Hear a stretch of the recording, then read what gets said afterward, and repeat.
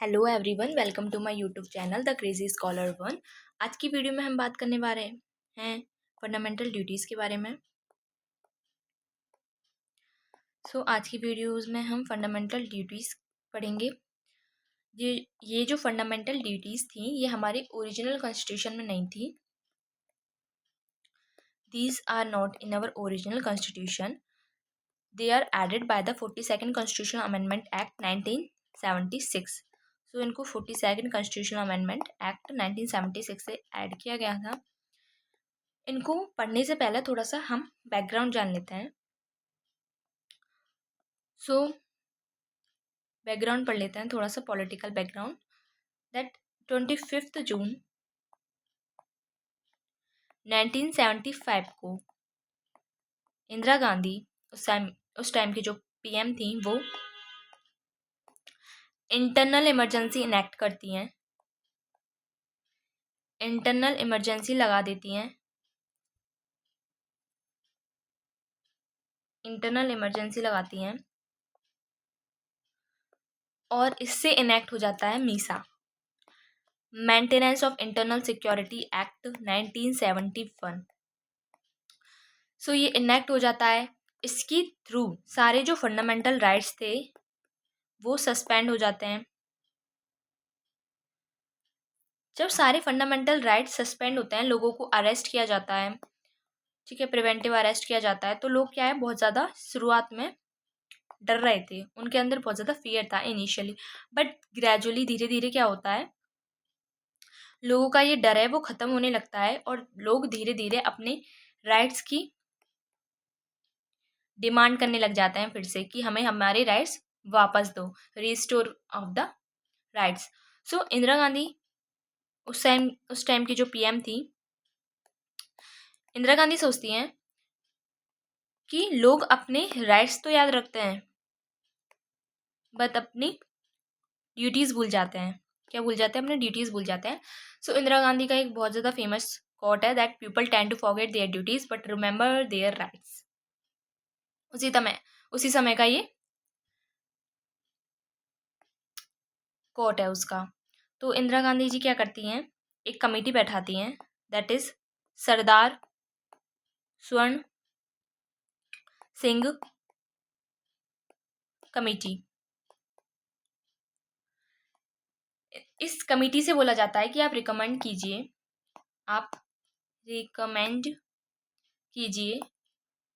Reminders. क्या recommend कीजिए?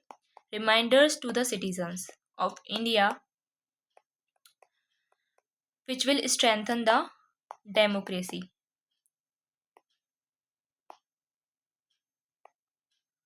Reminders recommend करने की कहा जाता है सरदार स्वर्ण सिंह कमेटी से, और इन्हीं की रिकमेंडेशंस को 42nd कॉन्स्टिट्यूशनल अमेंडमेंट एक्ट 1976 में लिया जाता है, अपनाया जाता है, और एक नया पार्ट जुड़ता है, that is part 4A to the Indian constitution, और नया आर्टिकल जुड़ता है, दैट इज आर्टिकल 51A, जो कि फंडामेंटल ड्यूटीज़ हैं। हम जब फंडामेंटल ड्यूटीज़ की बात करते हैं तो ये इंडिया के लिए उस समय पर थोड़ा स्ट्रेंज एक्सपेरिमेंट था। स्ट्रेंज एक्सपेरिमेंट इसलिए था क्योंकि ये जो स्ट्रेंज एक्सपेरिमेंट यानी कि जो फंडामेंटल ड्यूटीज़ थी ये सिर्फ ज़्यादातर कम्युनिस्ट और सोशलिस्ट कंट्रीज़ के कॉन्स्टिट्यूशन में थी। ये ड्यूटीज़ कम्युनिस्ट और सोशलिस्ट कंट्रीज़ के कॉन्स्टिट्यूशन में थी। किसी भी वेस्टर्न डेमोक्रेसी में फंडामेंटल ड्यूटीज़ थी नहीं, फंडामेंटल ड्यूटीज़ अपने कॉन्स्टिट्यूशन में नहीं थी। ये एक स्ट्रेंज एक्सपेरिमेंट था क्योंकि ना ही हम सोशलिस्ट कंट्री थे, ना ही हम उस समय कम्युनिस्ट कंट्री थी। हमने ज़्यादातर सारी चीज़ें वेस्टर्न डेमोक्रेसी से ली थी।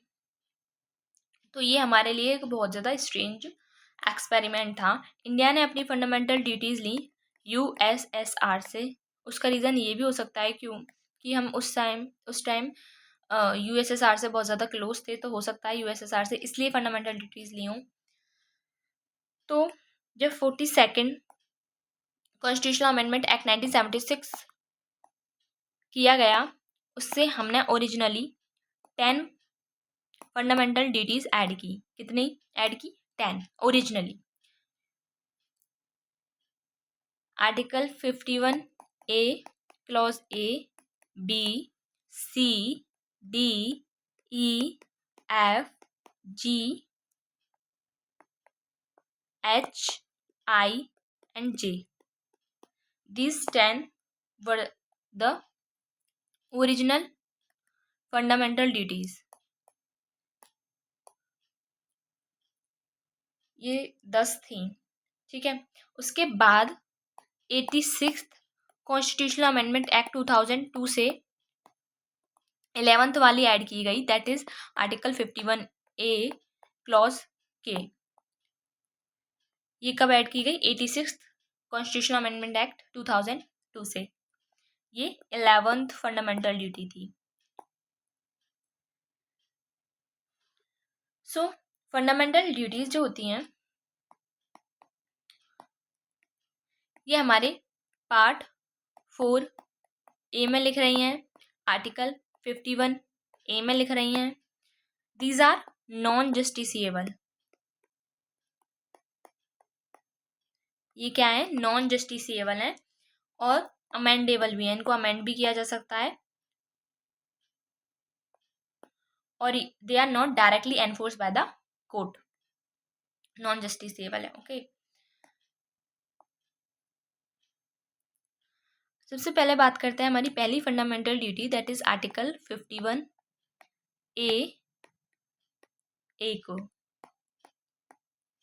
सो ये सबसे पहली जो हमारी फंडामेंटल ड्यूटी है, it's about the abide by the constitution and respect its ideals,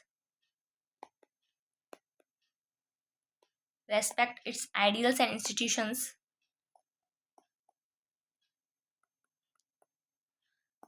the national anthem and the national flag.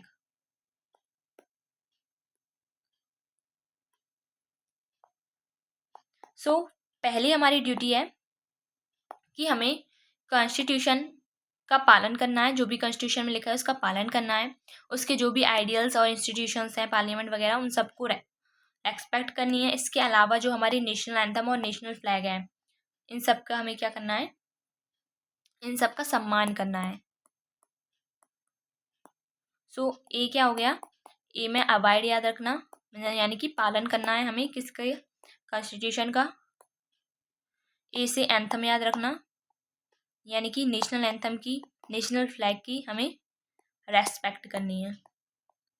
This is article 51A clause A. Next B आता है। बी कहता है कि आप उन नोबल आइडियल्स को follow कीजिए जिन्होंने हमारे फ्रीडम स्ट्रगल को इंस्पायर्ड किया। जो हमारा फ्रीडम स्ट्रगल था, जो हमारा नेशनल स्ट्रगल था फॉर फ्रीडम, उसको जिन जिन आइडियल्स ने इंस्पायर्ड किया, उनको हमें क्या करना है? फॉलो करना है। ये हमारा बी कहता है। सी कहता है, C about the sovereignty, unity and integrity, to uphold and protect the sovereignty, unity and integrity of India, इसको प्रोटेक्ट करना है। Next one is D. D से डिफेंड करनी है आपको कंट्री को, डिफेंड द कंट्री। और जब भी ज़रूरत पड़े, जब भी आपको नेशनल सर्विस देने का मौका मिले, तो आपको पीछे नहीं हटना है, आपको नेशनल सर्विस देनी है। Next is E. E is brotherhood,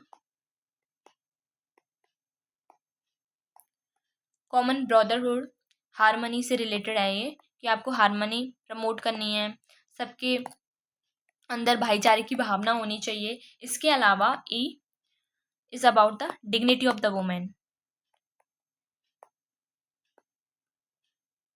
women की डिग्निटी का भी ध्यान रखना है।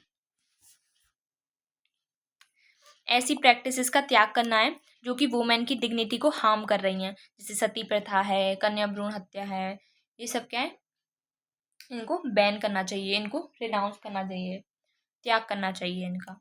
सो इसको हम याद कर सकते हैं। इसे E5 नंबर पर आता है। तो 5 पांडव थे, 5 देवर भाई, ब्रदर्स थे। सो ब्रदर्स थे तो ब्रदरहुड की भावना हो गई। और किसके लिए लड़े थे? For the dignity of Draupadi. किसकी डिग्निटी के लिए लड़े थे? द्रौपदी की। तो ई से दोनों याद हो जाएंगे। Next one is F. F आता है value and preserve the rich heritage of our composite culture. जो हमारा कंपोजिट कल्चर है उसके जो रिच हेरिटेज है उनका प्रिजर्व करना और उनकी वैल्यू करना। एफ के बाद आता है जी। जी बोलता है कि जो जितने भी नेचुरल इन्वायरमेंट हैं उनको हमें प्रोटेक्ट करना है और इम्प्रूव करना है। नेचुरल इन्वायरमेंट में forest, lakes, rivers, wildlife, ये सब कुछ आ जाएगा।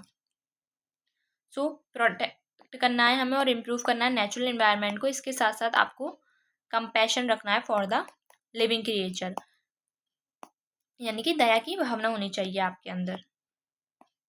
जी के बाद आता है that is H. H is to develop scientific temper, to develop scientific temper and to develop the spirit of inquiry and reform।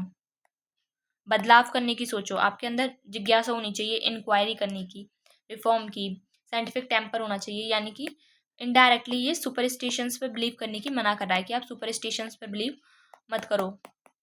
Like बिल्ली रास्ता काट गई तो कुछ बुरा होगा, ऐसे विचार मत रखो। इसरो, ये सब किस में आ जाएंगे? एच में।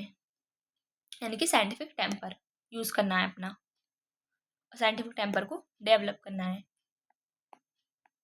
आई बात करता है to safeguard the public property. आपको पब्लिक प्रॉपर्टी को सेफ करना है और नॉन वायलेंस की राह पे चलना है, यानी कि वायलेंस नहीं करना है। आई के बाद आता है जे। ये बात करता है अबाउट द एक्सीलेंस। आप जिस भी फील्ड में हो उसमें अपना एक्सीलेंट दो, इंडिविजुअली भी दो, अगर आप कम्युनिटी वर्क में हो तो कलेक्टिव वर्क में अपना एक्सीलेंट दो, ताकि नेशन कॉन्स्टेंटली राइज कर पाए।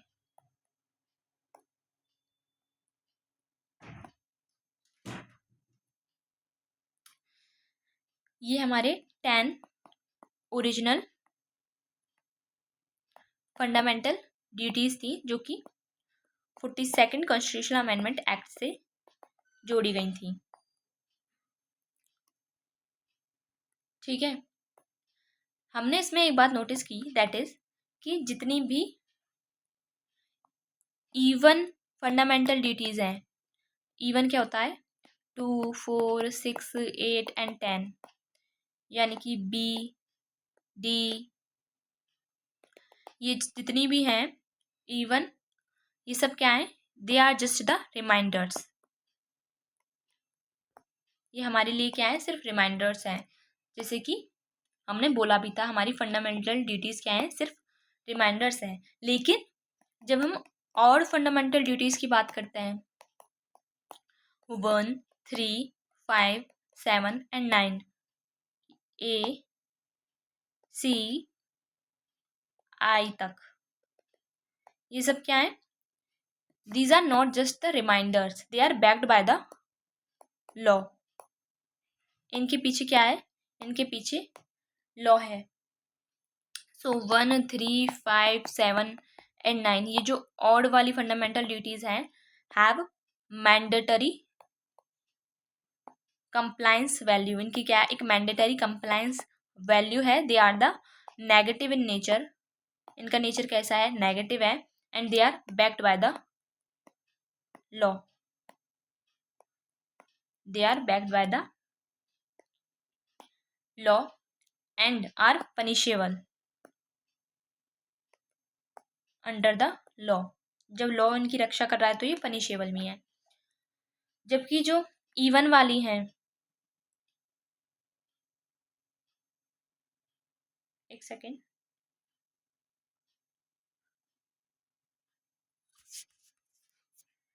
जबकि जो इवन वाली हैं 2, 4, 6, 8, 10, they are negative in natures and are reminders only. वो क्या है, केवल रिमाइंडर्स हैं, उनके लिए कोई भी पनिशेबल ऑफेंस नहीं है। 2, 4, 6, 8 and 10, they are just reminders. जैसे कि इसको एक एग्जाम्पल से समझते हैं, दैट पहला जो हमारा आर्टिकल 51A क्लॉज ए है, इसमें बोला है कि हमें अपने नेशनल एंथम की रक्षा करनी चाहिए, राइट। तो नेशनल एंथम की, फ्लैग की, कॉन्स्टिट्यूशन की, तो this is also backed by the law. इसके पीछे भी एक एक्ट बनाया हुआ है हमने जो इसकी प्रोटेक्शन करता है, that is prevention of insult to the national honour act 1971। Prevention of the insult to the national honour act 1971, ये किसको प्रोटेक्ट करता है, ये हमारे पहली fundamental duty article 51A clause A को प्रोटेक्ट करता है। ये बोलता है कि अगर आप डिसरेस्पेक्ट करेंगे हमारी कॉन्स्टिट्यूशन की, डिसरेस्पेक्ट करेंगे हमारी कॉन्स्टिट्यूशन की, हमारे नेशनल फ्लैग की, नेशनल एंथम की, तो this is a punishable offence, आपको इस चीज़ के लिए सज़ा मिलेगी,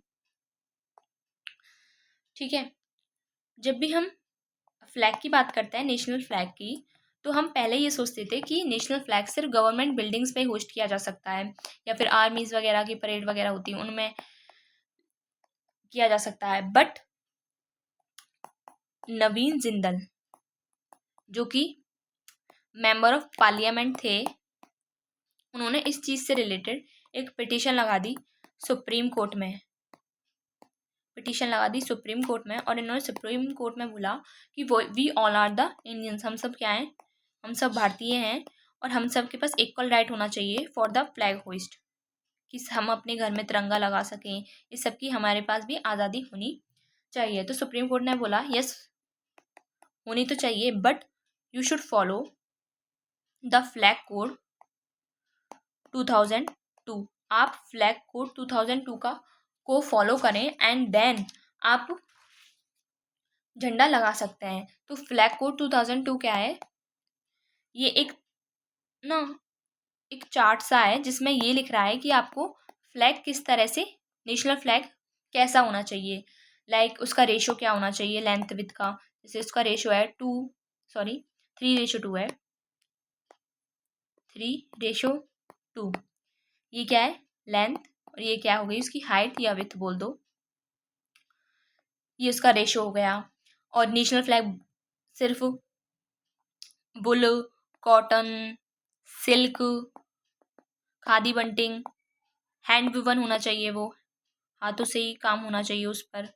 इसके अलावा उसके 9 अलग अलग फ्लैग साइज नंबर दे रखे हैं कि ये सारे फ्लैग साइज नंबर हैं, इनके अकॉर्डिंग ही आपको फ्लैग चुनना है। इसके अलावा कोई और डायमेंशन का फ्लैग नहीं बनना चाहिए। ये सब फ्लैग को 2002 में लिखा हुआ है। बाद में मोदी जी आ गए, मोदी जी ने इसको और इजी कर दिया, उन्होंने एक मुहिम चला दी, दैट इज़ हर घर तिरंगा। सो अब हर घर में तिरंगा लगाया जा सकता है, इट इज़ सो इजी। हम फ्लैग की बात ही कर रहे हैं तो ये बात भी याद रख लेना कि फ्लैग को हमारी जो कॉन्स्टिट्यूएंट असेंबली है उसने अडॉप्ट किया था ऑन द 22 जुलाई 1947। 22 जुलाई 1947 को हमारी कॉन्स्टिट्यूएंट असेंबली ने हमारे नेशनल फ्लैग को अडॉप्ट किया था। एंड जो फर्स्ट नेशनल फ्लैग था, the first national flag was unfurled by the first PM of the Free India is in the possession of the Army Battle Honors Mass, new Delhi. Honours mess new Delhi. सबसे पहले army battle honours mess में इसको जुलूस निकाला गया था। So next हम odds की बात कर रहे हैं, सारे जो ऑड नंबर वाले फंडामेंटल ड्यूटीज़ हैं, ठीक है। तो सबसे पहले हमने ए पढ़ लिया, ए को हमने प्रोटेक्ट कर लिया। ए के बाद सी आता है। So C is about sovereignty, integrity, unity and इसको प्रोटेक्ट करने के लिए हमारे पास बहुत ज़्यादा ही लॉ हैं, काफ़ी सारे लॉज हैं इसको भी प्रोटेक्ट करने के लिए, लाइक एंटी टेरर लॉ। ये सारे लॉज सोवरेनिटी, इंटीग्रिटी इनको प्रोटेक्ट करने के लिए हैं। इसके बाद आता है ई को प्रोटेक्ट करने के लिए भी काफ़ी सारे लॉज हैं, जैसे कि कॉमन ब्रदरहुड की भावना को फैलानी है। अगर this is section 302 of BNSS। BNSS का सेक्शन 302 क्या कहता है? ये बोलता है कि आपने अगर कोई भी वर्ड का ऐसा उच्चारण किया जो कि उसके रिलीजियस सेंटिमेंट को हर्ट करेगा, तो this is a punishable offence और आपको 1 साल तक की सज़ा हो सकती है, प्लस में फाइन भी लग सकता है। इसके अलावा सेक्शन 299 ऑफ BNSS ये भी क्या बोलता है? ये भी यही बोलता है कि जानबूझकर आप कुछ भी ऐसे वर्ड का उच्चारण ना करें जो कि किसी की रिलीजियस सेंटिमेंट को हर्ट करे, तो this is also a punishable offence. इसके अलावा इसमें डिग्निटी ऑफ द वुमेन के बारे में भी लिखा हुआ है, तो वुमेन की डिग्निटी को बचाने के लिए तो न जाने कितने सारे लॉ बन रहे हैं, like immoral traffic prevention act 1956, immoral traffic prevention act 1956। इसके अलावा डाउरी प्रोहिबिशन एक्ट था 1961 का। Protection of women from the domestic violence act 2005। Sexual harassment of the women at the workplace prevention prohibition redressal act 2017 जिसको हम POSH act भी बोलते हैं, POSH act. The indecent representation of the women act 1986। ऐसे बहुत सारे act हैं जो कि वुमेन की डिग्निटी को बचाने का काम कर रहे हैं, ठीक है। ये सारे क्या हो गए? वुमेन की डिग्निटी को बचाते हैं। इसके अलावा नेक्स्ट आता है दैट इज़ जी। तो जी के लिए भी बहुत सारे एक्ट हैं, जैसे कि इन्वायरमेंट प्रोटेक्शन एक्ट है 1986 का, वाइल्ड लाइफ प्रोटेक्शन एक्ट है 1972 का। इसके अलावा भी काफ़ी सारे एक्ट हैं जो कि हमारे इन्वायरमेंट को बचाते हैं, इन्वायरमेंट को प्रोटेक्ट करते हैं। इसके बाद आता है नेक्स्ट दैट इज़ आई। तो आई में हम सेक्शन 191 ऑफ BNSS पढ़ते हैं, जो कि दंगे को, राइट्स को क्या मानता है? एक पनिशेबल ऑफेंस मानता है। राइट्स क्या है? एक पनिशेबल ऑफेंस है। इसके अलावा सेक्शन 101 ऑफ BNSS ये भी क्या है? एक पनिशेबल ऑफेंस है। आई में याद है ना क्या है? आई में एक तो इससे रिलेटेड हो जाएगा कि पब्लिक प्रॉपर्टी को आपको बचाना है। इसके अलावा आपको वायलेंस नहीं करना है, तो वायलेंस से रिलेटेड हो जाएगा मर्डर लिखा हुआ है सेक्शन 101 ऑफ BNSS। अगर आप किसी का मर्डर करते हैं तो ये भी क्या है? एक पनिशेबल ऑफेंस है। आई होप दिस इज क्लियर, समझ में आ गया होगा। हमने सारे पढ़ लिए हैं। हमेशा याद रखना जो ऑड वाले हैं they are backed by the law. 1, 3, 5, 7, 9 they all are backed by the law. इन सब के पीछे पनिशेबल ऑफेंस है।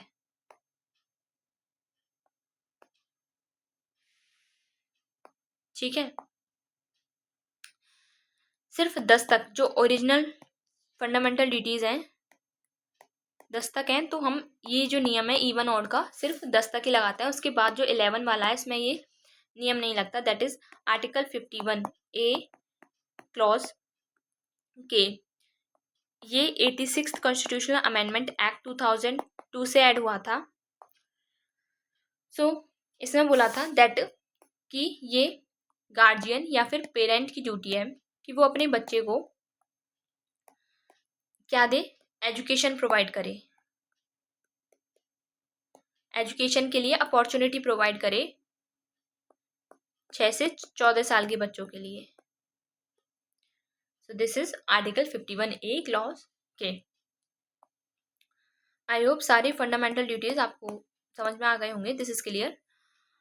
इसके अलावा एक ये भी याद रखना that is justice Verma committee. Justice Verma committee ये एक कमेटी थी जिसने कुछ रिकमेंडेशन दिए नई फंडामेंटल ड्यूटीज के लिए। इसमें जस्टिस JS वर्मा इसके हेड थे, इसलिए इसका नाम जस्टिस वर्मा कमेटी पड़ गया था। तो इसने रिकमेंडेशंस दी न्यू फंडामेंटल ड्यूटीज के लिए that are duty to pay tax, second is duty to help fellow citizens and duty to vote. ये तीनों रिकमेंडेशन किसने दी थी? ये जस्टिस JS वर्मा कमेटी थी, उसने दी थी। एंड याद रखना दीज वर द रिकमेंडेशन, ये केवल रिकमेंडेशंस थी, अब तक इनको इम्प्लीमेंट नहीं किया गया है। ठीक है, they are not implemented yet. इसके अलावा आप ये भी याद रख सकते हैं Paramanand Katara versus union of India act case 1989। इसमें क्या था, ये एक PIL थी जो कि परमानंद कटारा ने लगाई थी अबाउट द रोड एक्सीडेंट। सो हमारा ही रोड एक्सीडेंट में कितने लोगों की जान जाती है उससे रिलेटेड था ये केस। हमने यहाँ पे पढ़ा है duty to help fellow citizens, जो भी आपके फेलो सिटीजन्स हैं उनकी हेल्प करना, इसी से रिलेटेड है ये भी कि रोड एक्सीडेंट होते हैं, लोग एक दूसरे की हेल्प नहीं करते थे पहले, अब भी कमी करते हैं बट फिर भी पहले बहुत कम करते थे, क्योंकि किसी को पुलिस का झंझट पसंद नहीं है, कोर्ट का झंझट पसंद नहीं है। इसके अलावा हॉस्पिटल जो होते थे, अगर कोई प्राइवेट हॉस्पिटल पास है और उसको प्राइवेट हॉस्पिटल में ले गए तो सबसे पहले वो क्या मांगेगा, फीस मांगेगा, फिर पेपर वर्क करवाएगा, देन एडमिट करेगा, पहले ये होता था। सो तो इन्होंने बोला कि हम किसी की हेल्प कैसे करें, इतने सारे प्रोसीजर हैं, कोई पुलिस की बात नहीं सुनना चाहता, कोर्ट में नहीं जाना चाहता, हॉस्पिटल में भी फीस मांगते हैं सबसे पहले, तो मनी प्रॉब्लम है। तो सुप्रीम कोर्ट ने बोला, इस पर सुप्रीम कोर्ट ने बोला कि हॉस्पिटल्स को एक इमीडिएट मेडिकल एड देनी है, immediate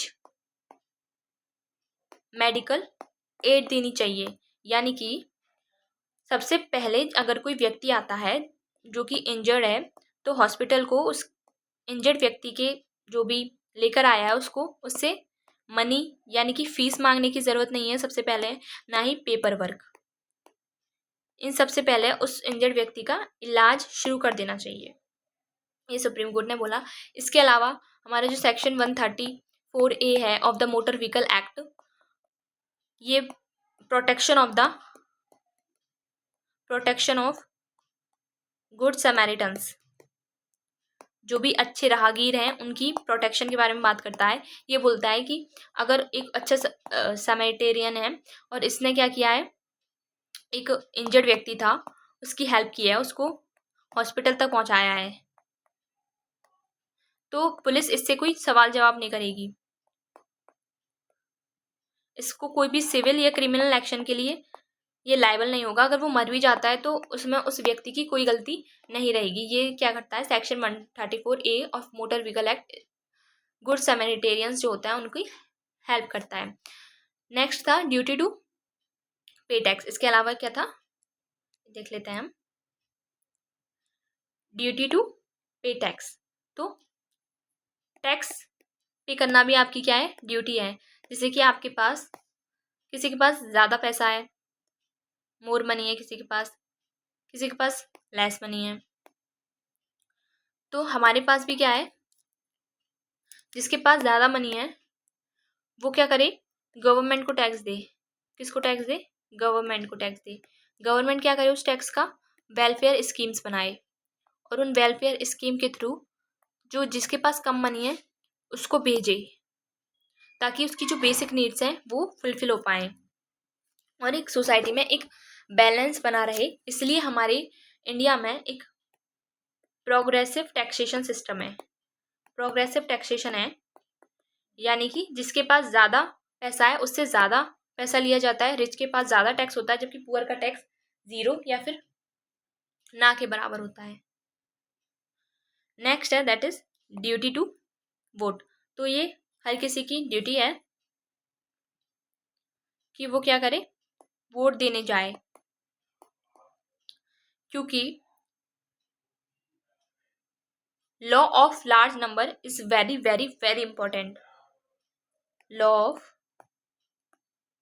large number, law of large number कहता है कि जब भी आप लार्ज नंबर के बेसिस पर कुछ करते हो तो वो ज़्यादातर एक्यूरेट निकलता है